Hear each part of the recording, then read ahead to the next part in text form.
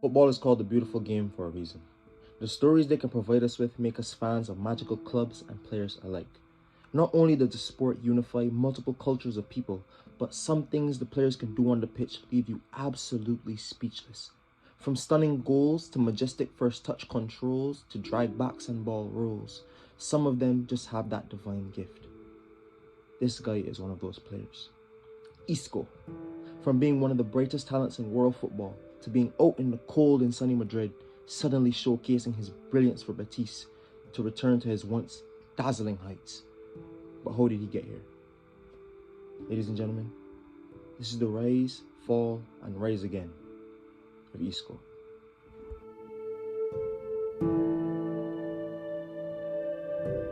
Isco was born in Malaga, Andalusia in Spain on April 21st, 1992. Isco came through the youth rankings at Valencia, featuring for the reserve team for the 2009-10 season. He also managed to make his La Liga debut the next season under manager Unai Emery in a 2-0 victory against Getafe. Even managed to pick up his full senior debut for Valencia in a 4-1 Copa del Rey win versus Logrones, where the Spaniard scored twice. Even though he showed potential to be an outstanding player with excellent technical ability and vision, he was unable to break through for Unai Emery's Valencia side. This prompted a move back to hometown Andalusia to play for his hometown club, Malaga, with the promise of first-team football. They completed the signing for only 4.5 million euros. His first season in Andalusia saw Isco break out into a true young starlet. He made his debut in a 4-0 win over Granada. He scored 5 goals and adding another 4 assists in the first full season, and he became a consistent first-team player at only the age of 20, showcasing brilliant ball control, dribbling, and passing. At times, some of the stuff Isco was doing was so elegant and graceful. His ability to pluck the ball out of the sky, put multiple defenders on the floor, made him one of the most exciting talents in the world, which rewarded him in winning the Golden Boy Award, an award presented to the best under-21 talent across Europe. Joining elite company with the likes of Wayne Rooney, Cesc Fabregas, and even Lionel Messi. His impressive displays got Malaga a 4th place finish in La Liga, giving them the opportunity to play Champions League football for the first time in the club's history.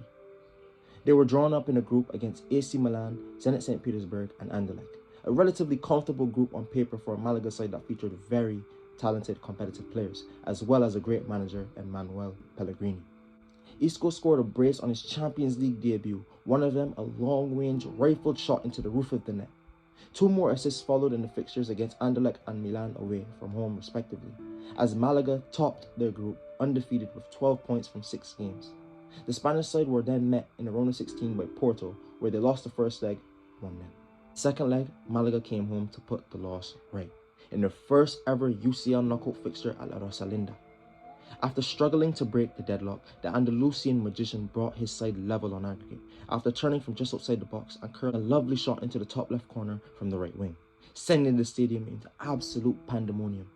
15 minutes from time, Isco's corner finds the head of Martin de Michelis, who gave Malaga a 2-0 lead on the night, but a 2-1 lead on aggregate, which they held on to, winning the club's first ever UCL knockout tie, led by a goal and an assist from the hometown star boy. The quarterfinals saw them drawn up against Borussia Dortmund. After a 0-0 first leg, Malaga faced Dortmund at the Signal Iduna Park. After leading 2-1 going into the 90th minute, 2 late Dortmund goals sunk Malaga and subsequently knocked them out. However harsh, Isco's impressive second half display caught the eyes of many across Europe. He ended the season with 12 goals and 6 assists in nearly 4,000 minutes across competitions, even scoring against Real Madrid in a 3-2 victory that saw the Andalusian side pick up their first win in over 30 years against Real Madrid. Isco helped lead Spain that summer to the Under-21 European Championship title, winning the Bronze Boot, even making Team of the Tournament, all before the transfer of his career.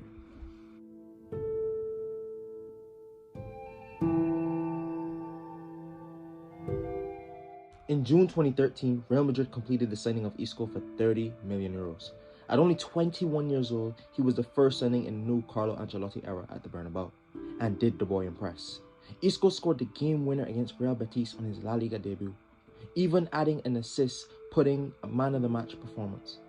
7 goal contributions in his first 6 matches made him a fan favourite for Los Blancos. Not only with his direct goal contributions, but with his flashy skills, first touches, and silky technique. After going through a dip in the season due to a long season prior with Malaga and Spain's under-21s, he bounced back in late October into November with 4 goal contributions in 3 games. Isco continued to be brought in and out of the starting lineup, ending the season with 11 goals and 9 assists in 3,166 minutes of football in the first season at Real Madrid, finishing 4th in the squad for goals behind the impeccable front three of Bale, Benzema and Ronaldo, helping the club win a double, winning the Copa del Rey over Barcelona in the final before beating Atletico Madrid in the UCL final where the young star played 61 minutes. However, the summer of 2014 saw the arrival of Toni Kroos and James Rodriguez off the back of both of their outstanding World Cup performances. The beginning of the 2014-15 season saw Isco's minutes limited until an injury to Gareth Bale allowed him to impress for Ancelotti once again. He played 3,762 minutes of football for Los Blancos that season, scoring 6 goals and adding 13 assists. Unfortunately, Real Madrid went trophyless that season. The 2015-16 season saw Isco's minutes significantly drop from nearly 4,000 minutes in the previous season to less than 3,000 minutes in this season, with many calling his role in the squad into question. However, Real Madrid won another UCL title, their second in 3 seasons. The next 2 seasons under Zinedine Zidane saw Isco reach his peak at the Bernabeu. He played 5,298 minutes for Los Blancos with 20 goals and 19 assists in all competitions across this span, winning 2 UEFA Champions League titles, getting in the UEFA Team of the Season for the 2016-17 season, and also helping the club win La Liga, the club's first title since the 2011-12 season under Jose Mourinho. Isco for the calendar year of 2017 scored more goals than any other midfielder as the club repaid his good performances with a new deal, making him one of the top earners at the club. At only 25 years old, Isco's trophy cabinet was growing and his impact on the team was growing even more significant, with the arrival of Julian Lopetegui, who coached him at under-21 and senior Spanish national team level. However, after only 14 matches, he was sacked and in came Santiago Solari, who replaced him as the new boss.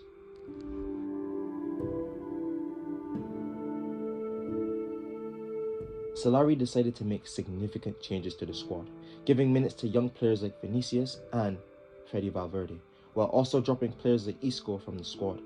Isco grew increasingly frustrated with this treatment, refusing to shake the hand of Solari after a 3-0 defeat to Eibar in November, after he only got 27 minutes.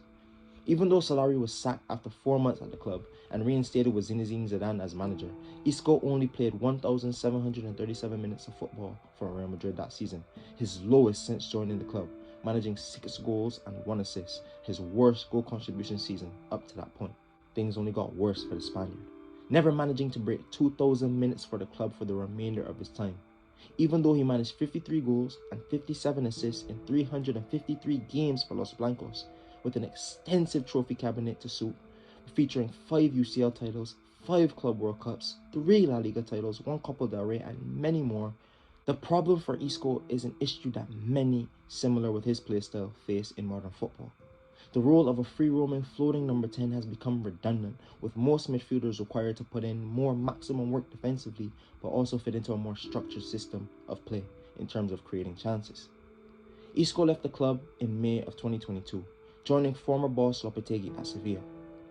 Many thought this would provide Isco with the opportunity to buckle down and show what he was willing to work hard and return to his once promising heights.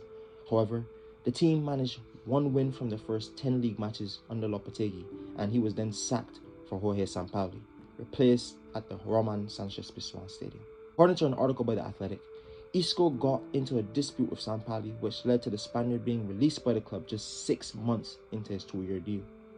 After a long, complicated January window that saw his move to Bundesliga side Union Berlin fall through, Isco failed to play any minutes for the remainder of the 22-2023 season, ending with 1 goal and 3 assists in only 1,266 minutes of football.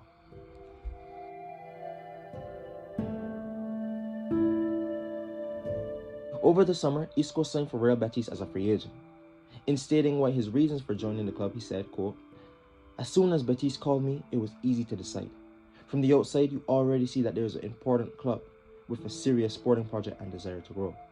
I was convinced that it was the ideal team to find my best version again, and after the conversations I had with the sports director and the coach, I was clear that I wanted to come." The coach in question, you may ask? Manuel Pellegrini, his coach from his days at Malaga. So far this season, Isco has performed well, with 3 goals and 2 assists in just over 1,000 minutes of football. With 4 Man of the Match awards in his first 4 La Liga games at the club, bagging 7 in his first 10, only Jude Bellingham having more in La Liga. Isco produced 11 shots on target, 31 chances created, 12 tackles and 20 completed take-ons according to Squawka, even landing him in the top 1% for progressive carries with 7.61 per 90. Only 4 players in Europe's Big 5 divisions have registered 10 plus shots on target, 10 plus created chances and 10 plus made tackles while also completing 10 plus take-ons in league this season. Jude Bellingham, James Maddison, Abdoulaye Doucouré and Isco. With Isco's impressive performances and his rise back to form, hopefully we can see the Andalusian magician dazzle us for many more years to come. A player who is redefining himself away from the bright Bernabeu lights, proving he can buckle down and work hard. With Betis only 2 points off Europa League football and 7 points off Champions League football at the time of writing, Isco could be the man to lead Betis to a special season.